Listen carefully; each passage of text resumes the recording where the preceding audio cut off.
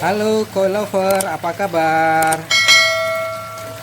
Semua sehat dan bahagia tentunya, saya berharap juga koi-koi kita semuanya sehat dan mereka juga ikut bahagia. Nah, kali ini tanggal 28 Mei 2025, sesuai dengan janji saya atas jawaban beberapa komentar yang minta agar saya mereview kolam minimalis, ya, kolam minimalis, kolam koi saya. Ini bukan kolam minimalis ya, ini sangat minimalis ya. Kalau orang bilang minimalis itu ya minimal ya 3 kali 2 meter lah ya. Tapi kolam ikan saya ini saya pikir dulu udah besar, ternyata begitu ikannya besar-besar saya merasa waduh, ini betul-betul kolam saya jadi kecil sekali nih, terlalu padat. Nah, ini saya mau ceritakan nih. Jadi untuk ukuran sisi dalam kolam ya, isi dalam kolam ya, saya menghitungnya sisi dalam kolam itu panjangnya 200 meter, panjang 200 cm atau 2 meter. Aduh, malum nih pas kasruk saya ngomongnya, karena kadang-kadang ngomong agak salah jadi jadi ini panjangnya 2 meter atau 200 cm. Kemudian lebar kanan tuh lebar sebelah sana ya, lebar sebelah sana itu 160 cm. Nah, kemudian lebar kiri itu 120 cm. Memang ini kondisinya tanah saya itu agak miring, jadi kondisi antara kiri dan kanan agak beda. Jadi sebelah kiri 120 cm, sebelah kanan 160 cm. Dan betul-betul minimalis pokoknya. Kemudian untuk kedalaman level air saat ini itu 55 cm. Kalau ketinggian semuanya itu 60 cm. Ini kan enggak ya. Kalau ini sampai luber itu ketinggian 55 cm. Nah, saya menggunakan bottom drain itu di situ di bawah ya, mudah-mudahan kelihatan. Itu bottom drainnya menggunakan pipa 2,5 in. Nah, mudah-mudahan kelihatan tuh 2,5 in. Itu menggunakan apa namanya, kawat ya, kisi-kisi kawat hijau ya, kawat ayam yang warna hijau yang tidak berkarat. Saya tindih pakai batu itu. Kenapa kok saya kasih kisi-kisi? Karena waktu mereka masih kecil, ukurannya sekitar 20-25, itu pernah ada 4 ikan nyemplung ke dalam dan akhirnya mereka terjerembab di chamber. Dan akhirnya begitu saya angkat, baru ketahuan seminggu kemudian. Begitu saya angkat, ya saya udah nggak bisa apa-apa deh, badan sudah rusak, sudah saya perbaiki, sudah saya obati, tapi ya tempatnya akhirnya ya mati deh. Nyesel saya nggak ngeh kalau itunya terbuka. Nah, kemudian saya pakai skimmer itu atasnya 2 in, tetapi pipa bawahnya itu sekitar 1,5 in untuk skimmernya. Oh ya, dulu pernah ada yang tanya sama saya, bukan tanya ya, tapi mereka berkomentar, Pak Andreas, bukannya bahaya itu pakai kawat ayam? Saya melihatnya sampai sekarang mereka aman-aman saja pakai kawat ayam, nggak merusak fisik atau apa, karena betul-betul saya buat aman lah. Tajam-tajamnya saya hilangkan, kemudian itu juga kawat ayamnya tidak berkarat ya, untuk keamanan ya. Karena ada pernah bertanya bagaimana untuk membuat apa namanya bottom drainnya aman. agar ikannya yang masih kecil itu tidak terjerembab atau mereka masuk ke chamber. Nah, seperti itu. Nah, kalau tanya itu kenapa pancurannya kok dibuat pakai sok ya? Nah, itu saya gunakan sok yang sebelah kiri agak kecil agar pancurannya lebih apa ya? Ya pengen aja sih. Kemudian yang chamber pancuran yang kanan itu saya menggunakan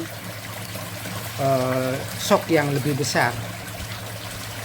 Ya nggak ada itu, hanya saya biar kenceng aja lah, nggak ada maksud apa-apa, tapi saya senang mereka bahagia. Nah, kemudian untuk chamber itu saya menggunakan 3 chamber. Saya menggunakan 3 chamber. Nah, chamber pertama itu isinya adalah 6 bal jaring nelayan. 6 bal jaring nelayan dan 2 bal oyster kerang ya. Kerang atau oyster kerang itu. Saya pakai itu ya untuk menindih ya. Menindih agar apa ya, menindih jaring nelayan, kalau nggak ngapung deh nanti. Nah, kalau Bapak Ibu mau lihat lebih jelas lagi, kalau saya sedang membersihkan atau menguras chamber, bisa lihatlah video-video sebelumnya. Itu chamber pertama. Kemudian chamber kedua saya menggunakan 6 bal batu apung ya. Saya menggunakan batu apung. Nah, agar itu batu tidak ngapung, saya setelah batu apung 6 batu apung, kemudian di atasnya saya juga pakai kerang atau oyster 4 bal saya menggunakan. Jadi istilahnya sekarang hitungannya 6 bal batu apung, atasnya 4 bal oyster.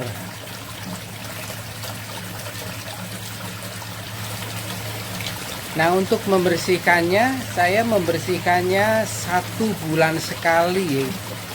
Untuk 1 bulan sekali saya bersihkan chamber pertama, saya betul-betul kuras, saya betul-betul bilas sampai betul-betul bersih. Nah, untuk chamber kedua hanya cukup saya siram. Saya bersihkan, saya siram, dan saya tidak mengangkatnya. Saya cukup siram dan tidak mengangkatnya. Nah, bagaimana untuk membuang airnya? Nah, ini membuang air saya dari keran yang saya sudah siapkan di belakang chamber. Ini chamber selang keran chamber pertama, kemudian di situ chamber kedua. Jadi kalau seminggu sekali itu saya kalau hanya membersihkan sementara tuh. Nah, itu seminggu sekali saya membuang air dari situ tuh. Membuang air, apalagi kalau habis hujan deras ya. Saya selalu membuang air sekitar 20% lah, 20% atau 30% saya buang air. Nah, ini saya buang air dari chamber pertama, saya buka dari sini. Nah, untuk chamber ketiga saya ada pompa Sunsun 7.000 liter per jam. Nah, saya menggunakan pompa Sunsun 7.000 liter per jam ini berarti dalam 1 jam ada 3 kali putaran, bahkan lebih 3 kali putaran untuk aerasi atau untuk sirkulasi air kolam. Dalam 1 jam 3 kali putaran. dan saya menggunakan lampu UV, kalau nggak salah mereknya Akari ya, Akari 11 watt. Nah untuk lampu Akari ini, untuk lampu UV ini juga saya tidak nyalakan setiap hari ya, saya hanya nyalakan setiap, kalau nggak salah setiap hari Sabtu. Jadi malam Jumat saya sudah nyalakan, dan Minggu malam ya, Minggu malam atau malam Senin itu sudah saya matikan untuk mengirit lah biar awet. Aduh, saya nggak ngerti deh, coba deh di kolom komentar, soalnya juga airnya tetap jernih ya. Atau mungkin kalau sebelum seminggu sudah airnya loh kok agak hijau. Nah itu apa namanya, lampu UV-nya saya hidupkan kembali. Nah untuk jumlah ikan memang padat ini. Jumlah ikan ini saat ini ya, setelah 8 bulan saya review di bulan September itu jumlahnya untuk Goshiki, ini Goshiki ada 12 ekor. Kemudian untuk Kohaku ada 9 ekor. Goshiki 12 ekor, Kohaku 9 ekor. Ditambah apa tuh yang warna kuning itu ya, satu warna tuh apa, saya kok lupa itu. Terus ada warna hitam juga nggak salah, nggak lupa aku namanya. Kemudian ada soa, ada satu soa, kemudian ada siru, coba mana siru. Nah itu di sana ada siru. Nah kemudian juga diramaikan oleh ini gurame padang. Nah, ada gurame padang yang sudah lumayan nih, udah 3 kilo mungkin kalau ditimbang, cukup besar. Nah untuk ikannya ini sekarang waktu saya masukkan datang dari Blitar, saya beli dari petani di Blitar itu tanggal 9 Januari 2024 itu dari petani di Blitar, panjangnya 16 sampai 18 cm. Nah saat ini kalau saya perhatikan, saya nggak punya alat ukur ya, tapi kalau saya bisa lihat apa namanya, lantai itu, panjangnya lantai itu, terus kemudian saya lihat ikan saya, ini ikan saya bisa sekitar 45 cm, tapi rata-rata 30-an, 35 lah, 35 cm ya. Wah, nah itu dia, ada nih, ada apa? Waduh tuh, ada, wah biawak sayang. Aduh, ada biawak, saya nggak sempat videoin, barusan lewat ada biawak, mungkin kelihatan kali tadi itu di video. Nah, ini karena belakang saya itu adalah kali Sanggerahan, ada biawak, jadi biawak sering nih jalan-jalan di atas. Mana dia? Aduh sayang, tadi saya nggak sempet videokan. Nah untuk atasnya ini saya menggunakan ini nih, biar nggak terlalu panas. Apa namanya Bapak Ibu, coba tolong bantu namanya ini. Nah biasa untuk apa, kebun anggrek atau kebun lah ya, saya menggunakan ini. Nah,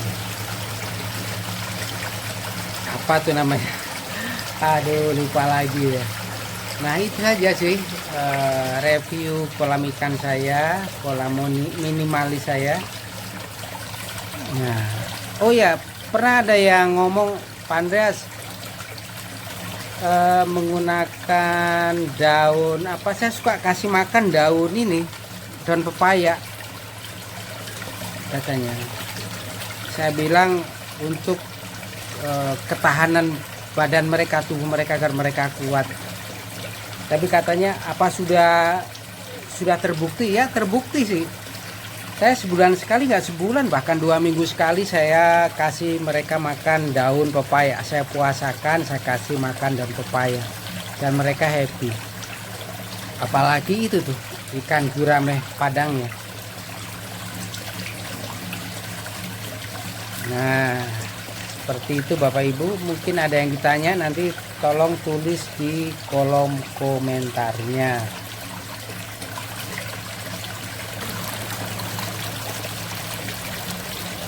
Oke, salam koi lover. Saya berharap semua koi-koi kita sehat dan bahagia. Oke, salam koi lover, salam Dimon Hidroponik.